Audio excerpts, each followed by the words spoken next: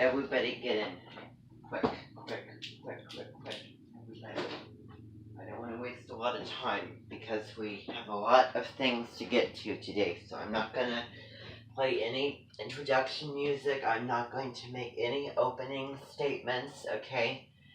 Because it's late and I am tired, and because, we have the new moon today, I feel like, kind of, sitting and quieting down and, you know, reading something or watching or listening to a story of some kind. But, I have responsibilities, and I can guarantee you that, everybody, that includes Deborah Silverman, doesn't live exactly how the horoscope, because, those, things that intervene with life, and that's just how it is. Now, I'm not gonna complain negatively about that. I'm not saying any negatives toward that at all. Because I really, really enjoy doing this. This is, my life, my livelihood, profession.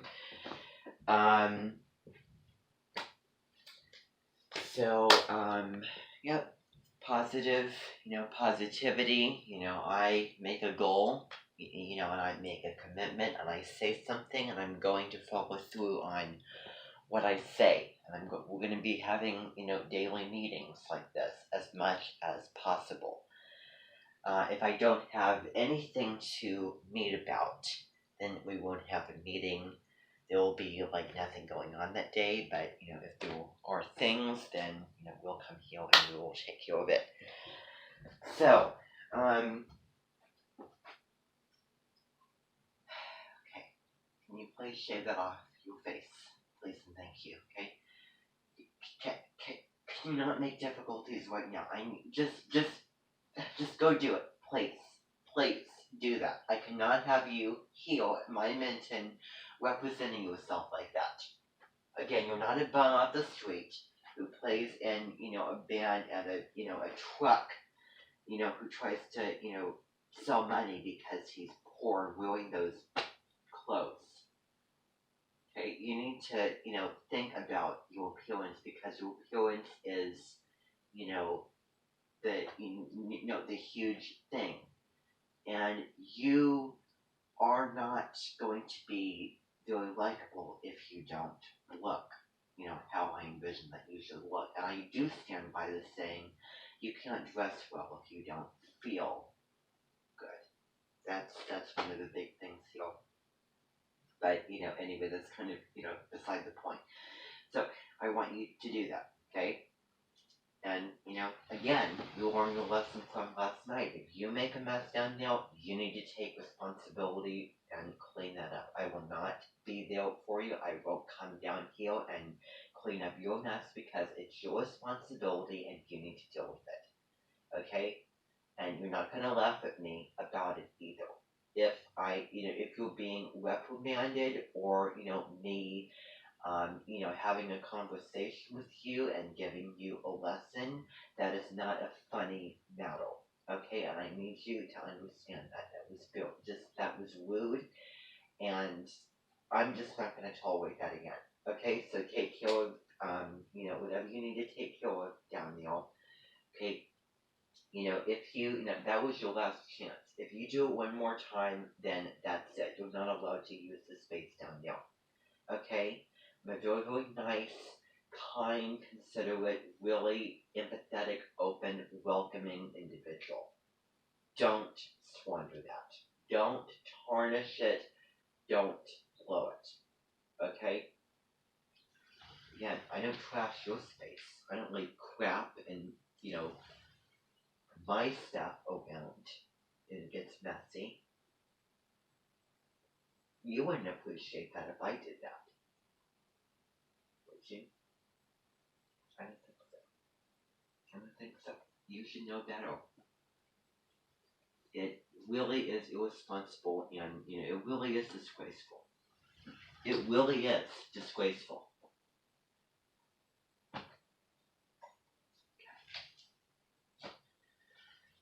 Well, it is a big deal to me, and it should be a bigger deal to you. it should be a big old deal to you, and you need to, find some way where it can be. It's kind of a shame that it's not, it doesn't matter more to you. It needs to. It needs to. You can't live with a house filled of junk everywhere because that's just a, pigsty hoarder way to live. That's just not a good way to live. And don't live that way, please and thank you. So go do it. Okay, that's all the talking that I'm going to do. The rest is going to be me talking, but it's going to be recorded. And when I'm playing the audiobook for you, you're going to be, I'm going to be sounding quiet. And I would prefer, to read, something like Jack London on a day like today, but that's not, what we're doing. That's not what I, particularly want. That's not what I started. I can't just change course. So I'm going to be sounding a little bit quieter. That has to do with the energy that I know that, you're all feeling if you sit and you really feel the energies around you. You're going to be feeling very, very deep and very, introverted and inside yourself and wanting to, stay inside. That is, that's really the energy of Scorpio. Kind of a, there's a coldness there. And then Sagittarius season is the Renaissance season. It is the reverse of Libra and Aries.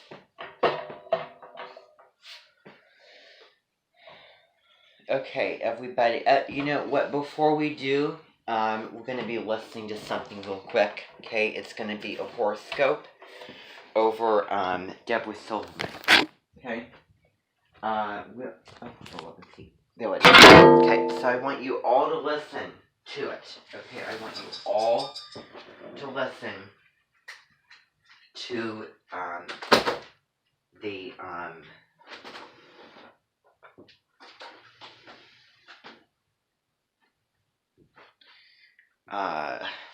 horoscope, of what Deborah Silverman is saying. Okay.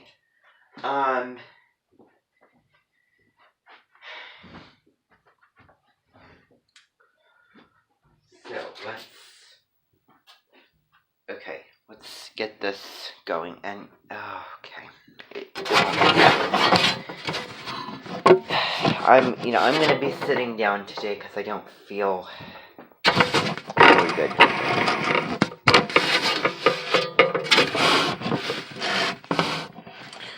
Okay. Okay, everybody. So, you're going to have to sit here and, so that we can get the ball rolling here. And if you have any questions, please wait till the end and I'll answer them another time, but not right now. I don't want to do a whole lot of chit-chat today like I usually do. So the sooner we get this meeting done, the better and more time we'll have to do other things, okay? So, let's go to YouTube here, and I'm going to do the Deborah Silverman thing, and I also think that the horoscope from last year, which was on October 28th, and October 29th, so that would also be another good one to listen to. And don't forget Deborah Silverman's article. And in the article, there's a song that I think that if you listen to it, you might really enjoy the song. It's called I Am Light. And it's kind of a yellow halo sitting at a fireplace with a guitar. So, Deborah Silverman Astrology. And all of you do have a copy of Your Missing Element book, and I encourage you. I'm very, very proud of all of you for deciding not to give that away, because you're going to look back at that one day and think, why did I give that away? I really regret doing that, because that's the type of book that you can just keep and read over and over. So also here, Taurus, The Art of Reframing. I want you to watch that. Taurus does not have as much of a low road as other signs. I think that the fire and the water signs, I hate to say it, they just kind of stick out to me as having a definite low road. But I just forget that I said that because of a reason that all of you know. And when you're watching the Supergirl, also one quick little mention I want you to analyze. And I'm having Deborah Silverman write an article about the high road of Aries, and she is writing on Alex in Supergirl, which is Supergirl's sister, Kara's sister. And is a golfy woman, and how she takes the high road. Okay, so let's get to it, everybody. Let's get to it.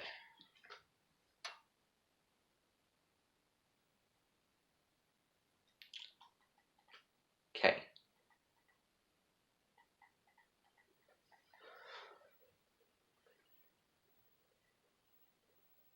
November 13th and 14th, here comes the weekend. The sun is in Scorpio and the moon is in Scorpio. The actual complete new moon is tomorrow, but I'm going to talk about it today. Because when I mean actual, I mean when it's exact degree. So when the sun and moon are exactly the same degree and they're standing together, we call it a new moon. But you feel the influence Friday, Saturday, even though on Sunday morning it finishes. So let's talk about this. There's a stellium in Scorpio. There's 4 planets in water. This is the most water we've had for weeks. And there's 4 planets in Earth. So we've got 4 in water, 4 in Earth. What does that make? Mud. I like mud. And here's an announcement. Mars goes direct in Aries for the first time. Like, this has been going backwards, but it lasts all the way to the new year. So can you imagine? The sun and the moon are in Scorpio. There's no air. There's just all this water, all this earth. It's got a direct energy of Mars. It's power. There's simply dark, strong energy asking all of us this weekend to be careful. Because when you're a double Scorpio, you can go wrong or you can go right. It's the surgeon who cuts through things and speaks to truth and hurts you. Or it's the mean person who cuts through things and hurts you. So the surgeon has intention, and they have skills, and they've learned how to use power. The person who just spills their beans and gets impulsive and lets Mars and Aries going direct to influence them during a dark sky when you're feeling kind of sensitive anyways could hurt you. And so you all know this. We all know this. What do we do when we're upset and there's a double Scorpio sky? We either brood and go in and retreat during 4 planets in water, or we really get honest emotionally and vulnerable. And that's the best part to me. I love Scorpios. They get a bad rap all the time. Their gift is being able to go into the human and disclose vulnerability and say, I'm scared, or I'm vulnerable, or do I look good? Like the ego comes in. Do you like me? Am I worthy? Has anyone ever, like all the negative talking that lives in the unconscious is right there inside Scorpio. Will I ever be loved?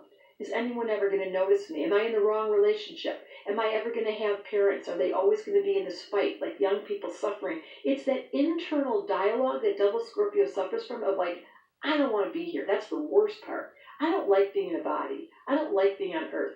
So what we do during a new moon is we slow it down because it's all dark outside in Scorpio. We say, I'm going to make a decision. This is a high road of Scorpio. I choose to be here. I choose to be alive. And I want to study astrology because I really want to take it to the highest road of being an example of what it is to be human and be awake versus being human and being sleepy and mean. And everyone has a choice at any moment. So if there's time to forgive, it would be during double Scorpio. If there's time to disclose honesties, it would be during double Scorpio. If it's time to go in and retreat and have a weekend off, permission to stay home, now's the time. So Astrology Answers wanted me to tell you, don't make up mean things about Scorpios. They're simply asking in no uncertain terms for you to be straight and honest and not pretend.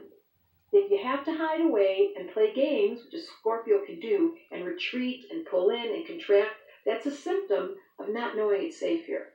So I want to say, double Scorpio, it's not necessarily scary. It's vulnerable. And it's time to be exposed and honest. So should I take up? No. Leave all my clothes on because double Scorpio likes to take all their clothes off. I'm not going to do it. I just want to say, during this new moon, which is really strong tomorrow morning, Sunday morning, it's your turn to take some time to honor and decide, do I want to be in a body? Am I happy to be here? And if not, seek help.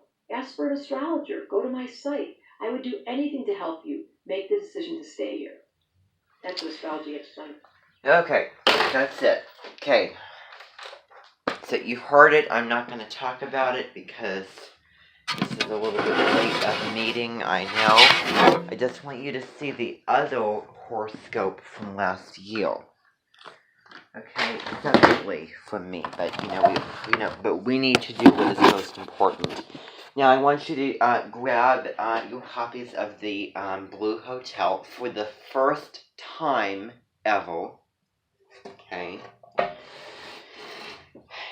There's a saying, if you want it done right, do it yourself, and I think that that's the case here, because I don't know why those audiobooks pulled the Macallan.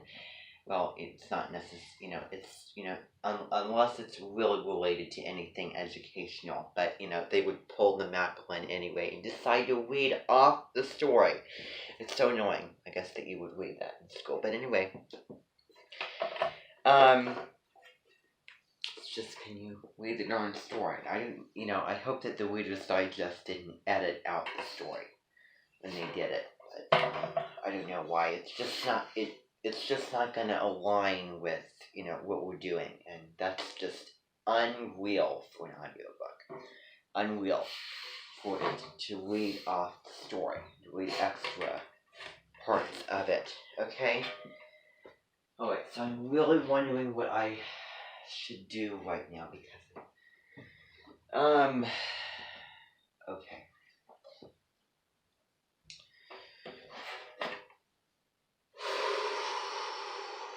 Okay, now I'm gonna sit here.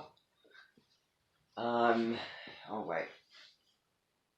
Okay, everybody, great. Now I have to hook that thing up.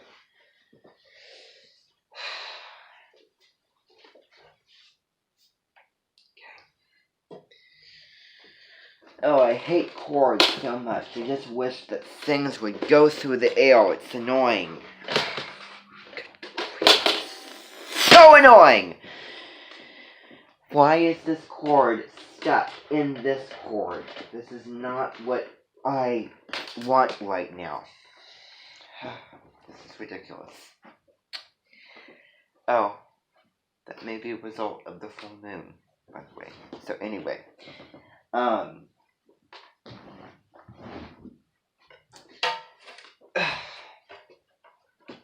okay, so, oh great, now I have to, okay, let's get this going. Oh my goodness, alright, okay, I hope that I didn't break that, but whatever. Okay, again, if there's any questions you need to ask me afterward. I'm not inclined to talk and answer questions right now, because I don't feel just in the mood to do that right now, because it's late in the day and I want to get through this, and I want to get this started, because if I keep pushing it off and we keep chit-chatting, then we don't get things done. So we have to do that, okay?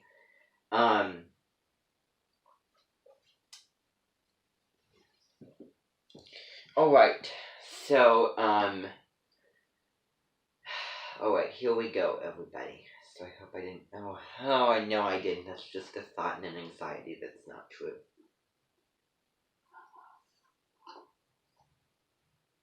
Blue Hotel by Stephen Crane. Can everybody hear it? The Palace Hotel at Fort Russell was painted a light blue. a shade that is on the legs of a kind of phalanx, causing the bird to declare in its position against any background. The Palace Hotel then was always screaming and howling in a way that made the dazzling local landscape of Nebraska seem only a gray, squamish hush. It stood alone on the prairie, and when the snow was falling, the town 200 yards away was not visible. But when the traveler alighted at the railway station, he was obliged to pass the Palace Hotel before he could come upon the company of low, cupboard houses which composed Fort Waffle. It was not to be thought that any traveler could pass the Palace Hotel without looking at it. Pat Scully, the proprietor, had proved himself a master of strategy when he chose his patron. It is true that on clear days, when the great transcontinental expresses swept through Fort Waffle, passengers were overcome at the sight, and the colt that knows the brown reds and the dark greens of the East expressed shame, pity, horror, and wrath. But to the citizens of this prairie town and to the people who would naturally stop there, Pat Scully had performed a feat. As the displayed delights of such a blue hotel were not sufficiently enticing, it was Scully's habit to go every morning and evening to meet the leisurely train that stopped at Waffle for his seductions upon any man that he might see with second hand. One morning, when a snow-crusted engine dragged its long string of freight cars and its one-passenger coach to the station, Scully performed the marvel of catching 3 men. One was a shaky and quick-eyed Swede with a great shining sheep balance. One was a tall, lone cowboy who was on his way to a ranch near the Dakota line. One was... I'm gonna stop there. I need to grab something.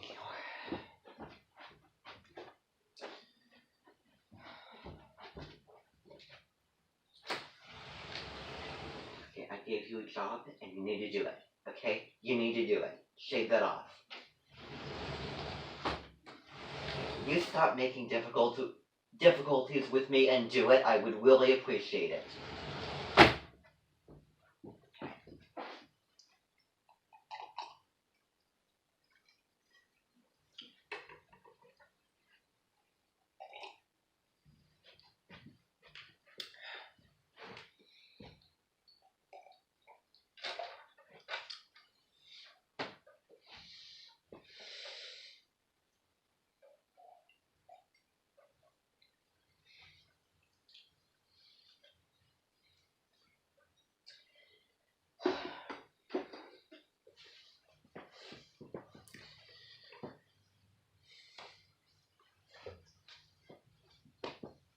He knows better. Just pushing my buttons. I don't need it right now. One was a little silent man of the East. He didn't look it and didn't announce it. Scully practically made him prisoner. He was no merry in kind. He was so merry in kind that each probably felt it would be the height of brutality to try to escape. But I don't know where it is. They trudged off over the creaking board sidewalks in the wake of the equal island. At last, Scully, with boisterous humility, hospitality, and decency, conducted them through the portals of the Blue Hotel. The room which they entered was small. It seemed to be merely a temple to an enormous iron skeleton which glowed yellow from the heat.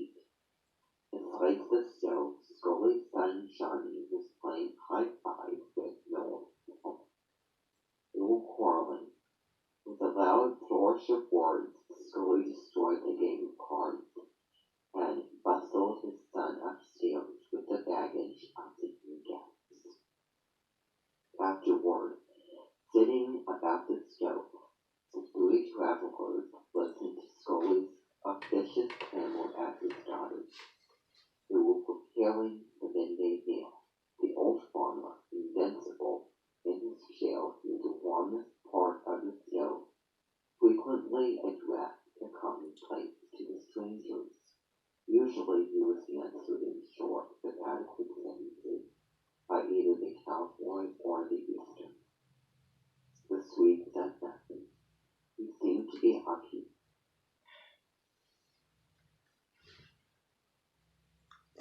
Swede seemed to be occupied. Okay, what was it? I didn't know. Okay, I didn't even know we'll act right now. Okay, go to the next paragraph and we'll deal with. Puritan estimates of each man in the room. I'm gonna be right back.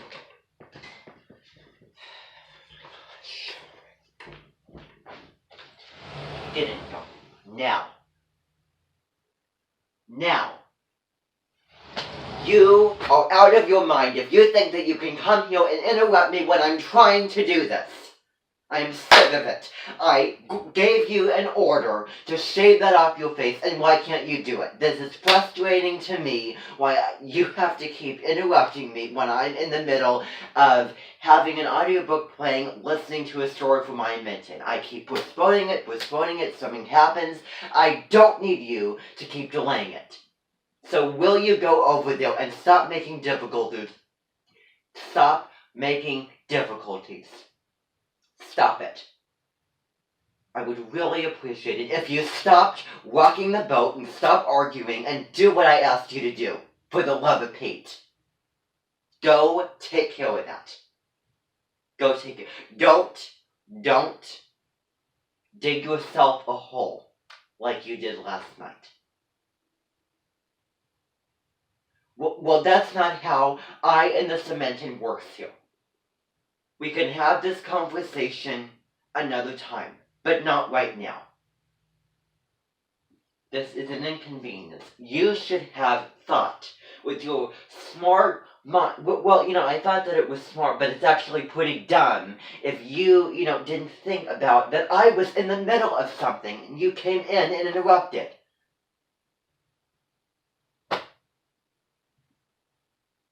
That is so wrong. Okay, don't tell me that I'm acting like her, because I'm not. She and I are very, very different in how we act.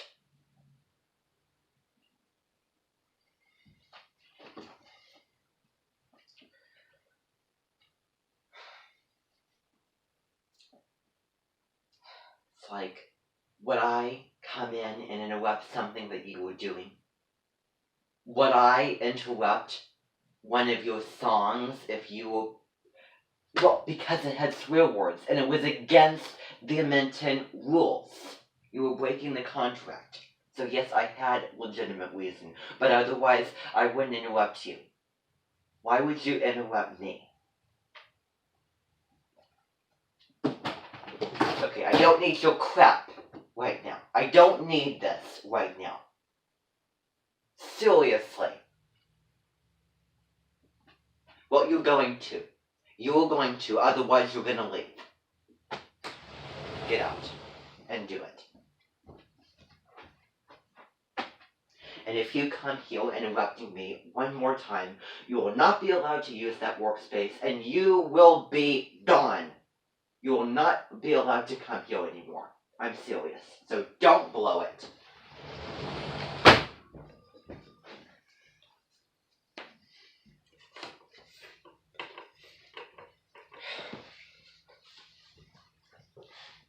So, everybody. Pissed. I'm really, really pissed off with his antics. I just continue doing this without any interruptions? Or am I gonna, I'm just... If I didn't lose my mind already, I'm going to lose my mind if it happens again. I'm serious. I can't deal with this right now. This is wasting my time. This is just ridiculous and really disrespectful behavior. I'm not going to stand for it.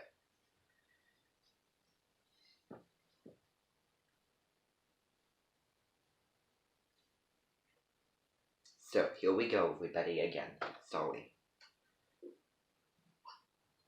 Later at dinner, the Swede spoke a little, addressing his conversation entirely to Scully. He volunteered volunteered that he had come from New York, and for 10 years he had worked as a tailor. Three facts seemed to strike Scully as fascinating. The Swede asked about the crops and the price of labor. He seemed barely to listen to Scully's extended replies. Eyes continued to roll from man to man.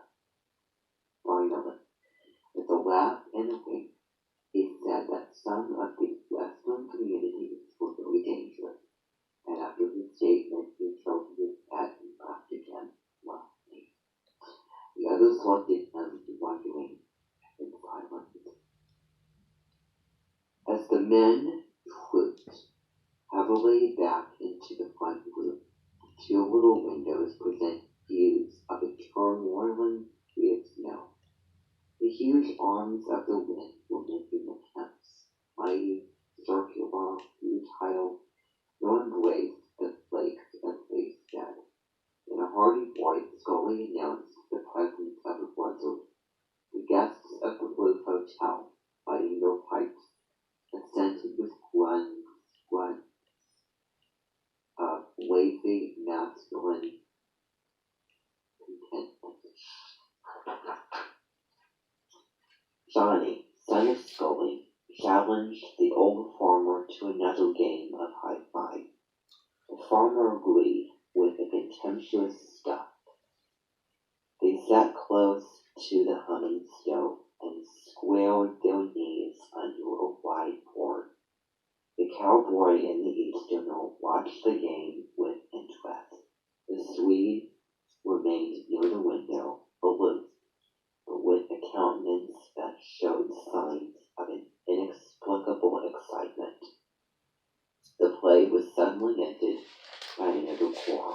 The old man arose while casting a look of heated scorn at his adversary. He slowly buttoned his coat and then stalked with fabulous dignity from the room. Amid the sweet silence of all the young men, the Swede laughed. His laughter rang somehow childish. Men by this time had begun to